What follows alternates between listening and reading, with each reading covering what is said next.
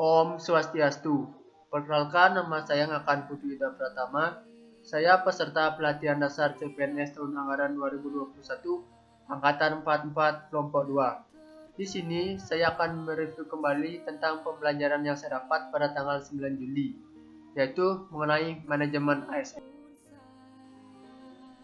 Metode pembelajaran. Di sini saya menggunakan dua metode pembelajaran, yaitu secara sinkronus dan asinkronus.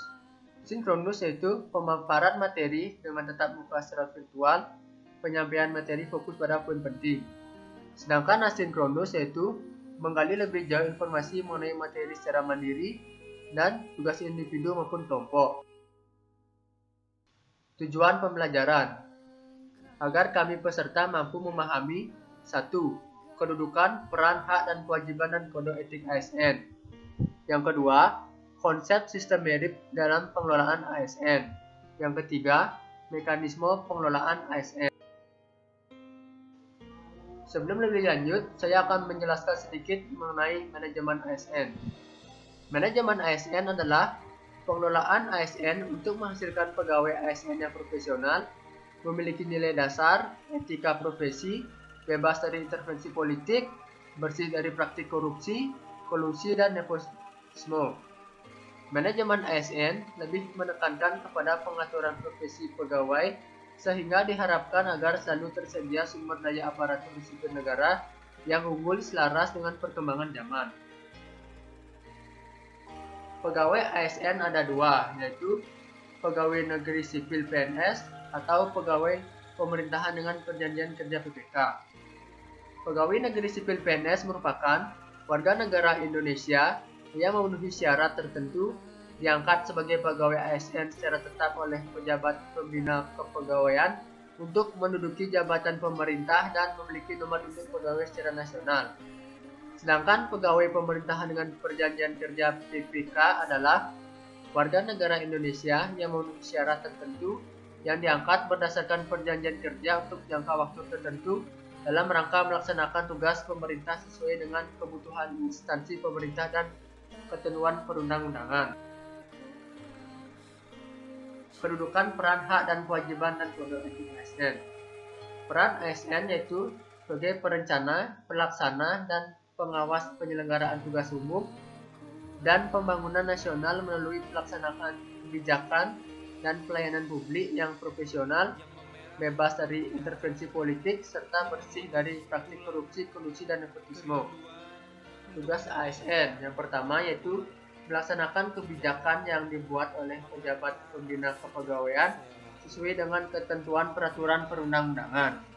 Yang kedua, memberikan pelayanan publik yang profesional dan berkualitas.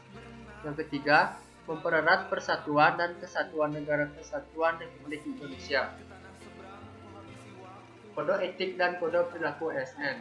Kode etik dan kode perilaku berisi pengaturan perilaku agar pegawai ASN yang pertama, melaksanakan tugasnya dengan jujur, bertanggung jawab, dan berintegritas tinggi. Yang kedua, melaksanakan tugasnya dengan cermat dan disiplin. Yang ketiga, melayani dengan sikap hormat, sopan, dan tanpa tekanan. Yang keempat, melaksanakan tugasnya sesuai dengan ketentuan peraturan perundang-undangan. Yang kelima, melaksanakan tugasnya sesuai dengan perintah atasan atau pejabat yang berwenang sejauh tidak bertentangan dengan ketentuan peraturan perundang-undangan dan etika pemerintahan. Yang keenam, menjaga kerahasiaan yang menyangkut kebijakan negara. Yang ketujuh, menggunakan kekayaan dan barang milik negara secara bertanggung jawab, efektif, dan ofisial. Adapun PNS dan PPK berhak memperoleh hak-haknya, yaitu PNS berhak memperoleh pertama, gaji, tunjangan, dan fasilitas. Yang kedua, cuti. Yang ketiga, jaminan pensiun dan jaminan hari tua. Yang keempat, perlindungan dan pengembangan kompetensi. Sedangkan PPPK berhak memperoleh gaji dan tunjangan, cuti, perlindungan, dan pengembangan kompetensi. Selanjutnya, di sini saya akan membahas mengenai pengertian sistem merit. Sistem merit adalah kebijakan dan manajemen ASN yang berdasarkan pada kualifikasi, kompetensi, dan kinerja secara adil dan wajar dengan tanpa membedakan latar belakang politik ras, warna kulit, agama, asal-usul, jenis kelamin, status pernikahan, umur, dan kondisi kecacatan. Sistem merit dalam manajemen ASN.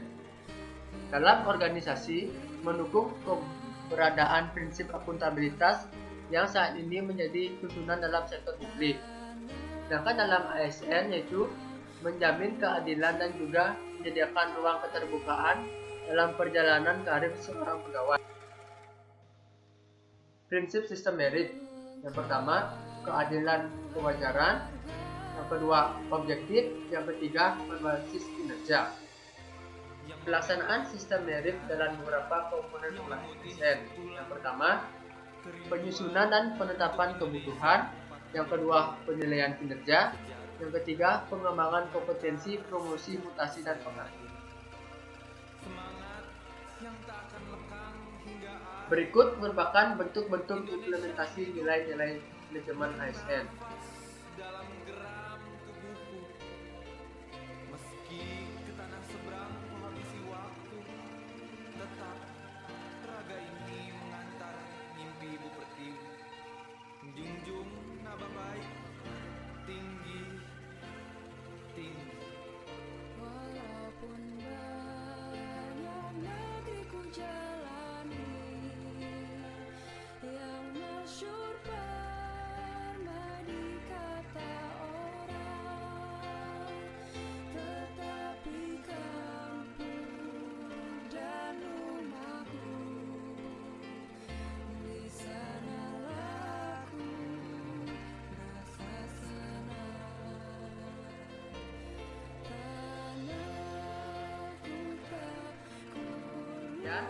Yang bisa saya sampaikan mengenai review materi mengenai manajemen ASN. Apabila terjadi kesalahan, saya meminta maaf.